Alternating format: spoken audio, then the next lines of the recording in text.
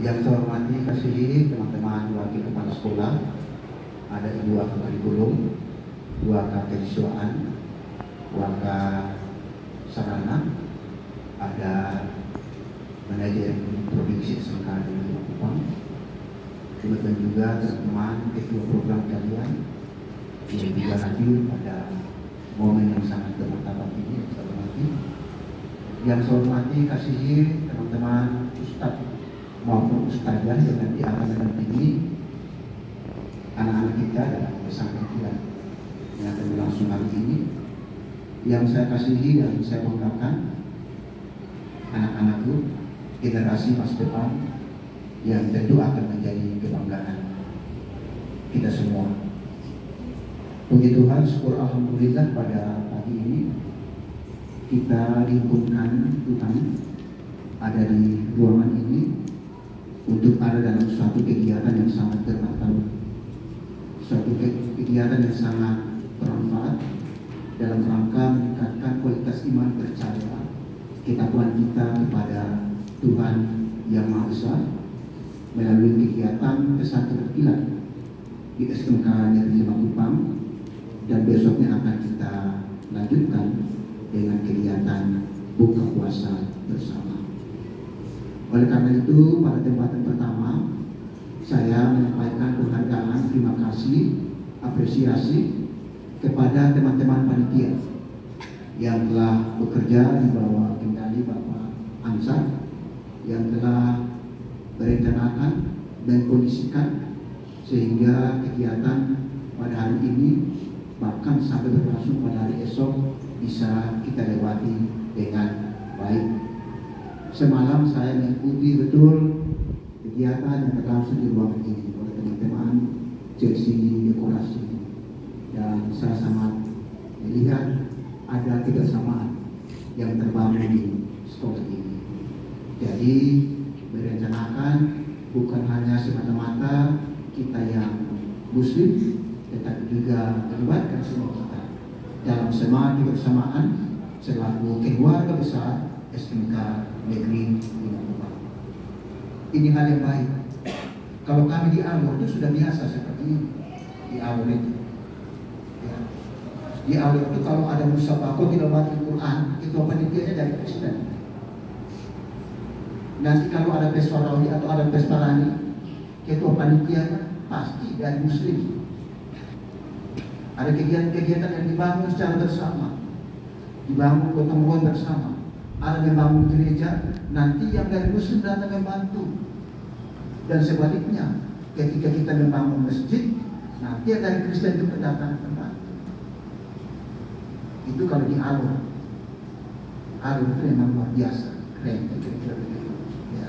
Itu kebersamaan yang sudah dibangun semenjak dahulu dan sampai hari ini terus dijaga, dilestarikan. Di satu kampung itu ada masjid dan gereja berdampingan. Di ibu ini punya kampung itu ada gereja, ada masjid. Kemudian di kampung di Ilawe itu ada masjid Ishak, gerejanya ada gereja Ismail. Itu di kampung Ilawe di Alor sana. Jadi kebersamaan terus dibangun. Dan bagi saya, kadang-kadang hari ini orang masih mempolemikan duduk bersama seperti ini. Padahal sebetulnya keberagaman kita hari ini Tuhan yang mengendaki seperti itu. Keberagaman itu adalah anugerah Tuhan yang perlu kita syukuri bersama. Jadi keberagaman itu bukan sesuatu yang membuat kita berbeda dan kemudian saling menjatuhkan satu dan yang lain. Tapi sebetulnya keberagaman itu adalah sebuah kekuatan besar untuk kemudian kita melangkah bersama.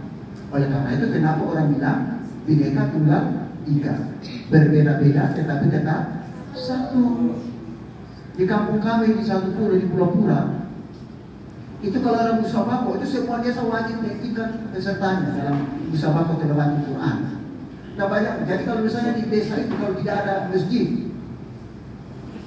seperti di kampung saya di kampung kan tidak ada masjid, tetapi desa itu harus ikut, maka dia akan mengambil keluarga muslim yang ada di desa lain untuk menjadi perwakilan konflik dari desa yang bersangkutan. Dan pernah desa kami itu menjadi juara umum, kalau desanya di Bumi ini. Iya. Kami mengambil orang dan kami ini menjadi peserta kami mewakili desa kami. Dan dalam musyawarah itu di tingkat kecamatan itu desa kami keluar sebagai juara umum. Ini bukan lain. Kita bertangan dulu kebersamaan. Jadi ini sesuatu yang sangat luar biasa. Oleh karena itu anak-anak semua, ini hal baik yang harus kita jaga. Karena hari ini kita hidup dalam sentimen-sentimen agama. Karena hari ini kita hidup dalam apa? Karena berbeda kemudian kita saling menyalahkan satu dengan yang lain. Maka kepada kalian generasi muda, ya, kita jangan gampang terpapar dengan pengaruh-pengaruh negatif di sekitar kita, sehingga membuat kita yang sebetulnya terbangun dalam semangat kebersamaan itu menjadi kocar-kacir karena pengaruh-pengaruh yang negatif yang akan membuat kita kepada kehancuran bersama. Oleh karena itu pesannya adalah anak-anak, selama hari ini dan besok kami sangat berharap anak-anak dapat mengikuti kegiatan ini secara baik.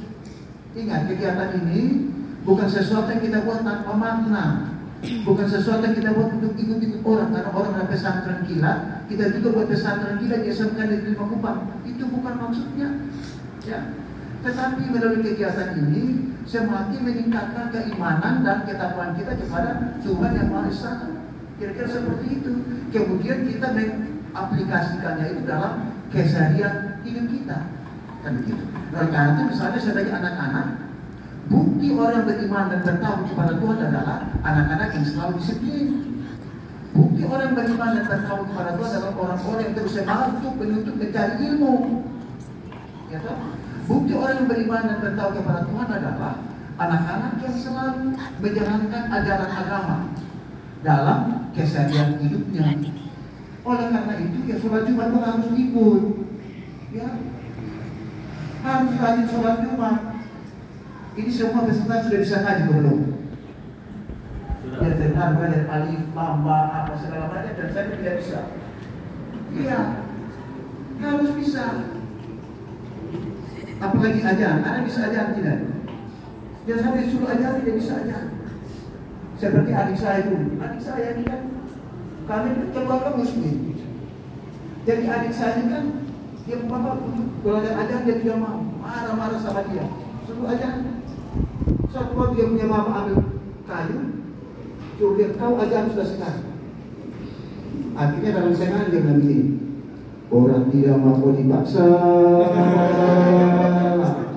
Bapak akan begitu. Ini satu hati.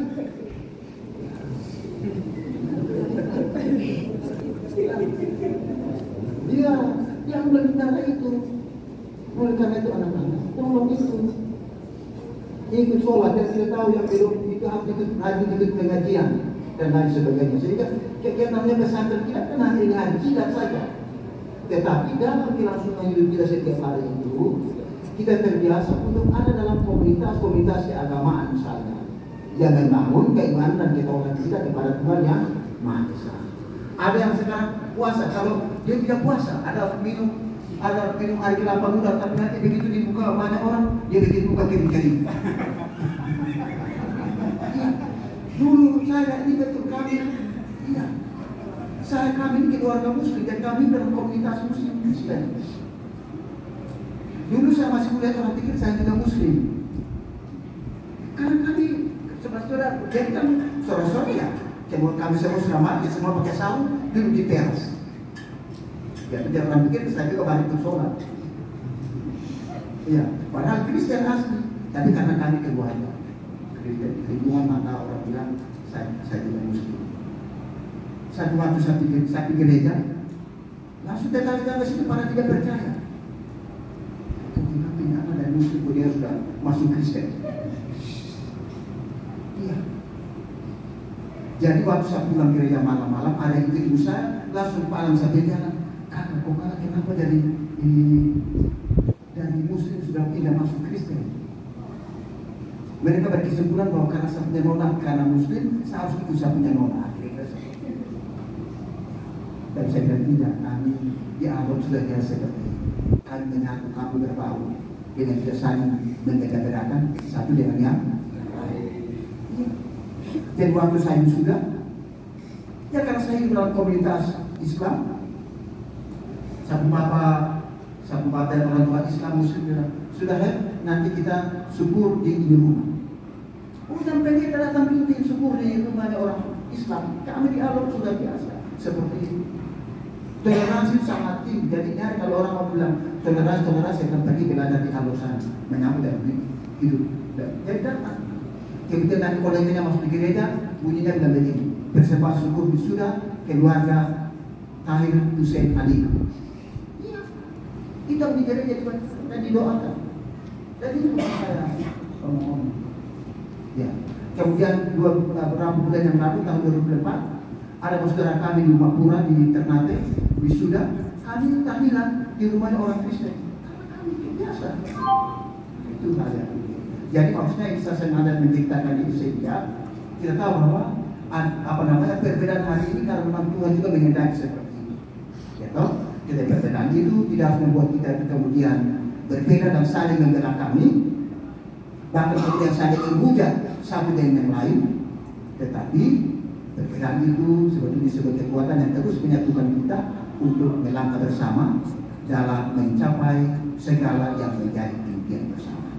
Kepada anak-anak saya pesan, tolong mengikuti kegiatan ini dengan baik. Ya. Dan setelah mengikuti kegiatan ini di luar sana dalam hidup berjemaah, selaku jemaah muslimin, muslimat harus mengikuti kegiatan-kegiatan yang bermanfaat. Ikut pengajian, ikut apa kita tadarus, ya, ikut tadarus dan lain sebagainya. Saat ini kita ada bulan puasa dengan baik, jangan puasa Senin Kamis, puasa dengan baik. Ya. Sehingga paling tidak bahwa di bulan suci Ramadan ini ada perubahan-perubahan yang terjadi dalam diri kita. Kalau kita kemarin, kalau kita biasanya bangun jam 6 pagi atau jam 7 pagi, maka dengan puasa ini kan kita setiap kali itu biasa bangun untuk mengikuti apa ini, ya sahur dan lain sebagainya. Ini sesuatu yang membiasakan kita untuk berubah perilaku hidup kita yang selama ini menyimpang dari segala yang menjadi ketetapan Tuhan. Pada kesempatan baik ini saya mengucapkan selamat kepada anak-anak semua untuk mengikuti kegiatan dengan baik. Semua kegiatan itu bermanfaat bagi kita semua. Dan akhirnya dia memohon izin kepada Tuhan Yang Maha Kuasa dan memohon izin daripada kita semua kegiatan pesantren kilat dan juga akan dilanjutkan dengan kegiatan buka puasa bersama pada esok hari ini, hari Kamis tanggal 20 Maret tahun 2025 di SMK Negeri 5 Kupang. Dengan ini saya nyatakan dibuka dengan resmi. Semoga kegiatan ini mendatangkan keberkahan bagi kita semua. Amin, amin ya rabbal alamin. Wassalamualaikum warahmatullahi wabarakatuh.